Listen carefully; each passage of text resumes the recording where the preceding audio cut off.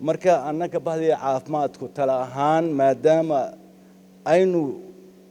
kulligeen u heeganahay dadkeena sidii u badbaadi lahayn if ya akhraba inaynu gacanta isqabsanno oo idinkuna geestiina ummadii ka wacyigelisaan xaggii iimaanka idinkoo raacaya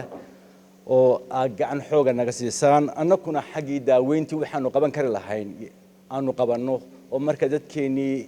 inta nool aan badbaadino ilaa adduunka ugu jiran waxa ka dhacaya haddii taasi taa tahay waxaa noogu muhiimsan oo idin sheegaynaa annaku waxaanu ka niqaano dadkeenna marka loo eego dhinaca psychology-ga sida wax u sameeyaan dadkeena Soomaaliland markay xanuunsadaan inta badan waxay ku cararaan diinta islaamka iyo masaajidka iyo sheekh halkii aanu ka doonay qofkii hargka qabay amba xanuunka qabay inaanu iman masaajid isagu wuxuu dareensay inuu waajibaadkiisa gudanayo waa shakhsi aadamiya waa naflay wuxuu doonay waajibaadka inuu guto hase ahaatee dhibaatada u keenayo muslimiinta kale tukanaysay waa garan kartaan waana waxaan ugu dhacaweeyay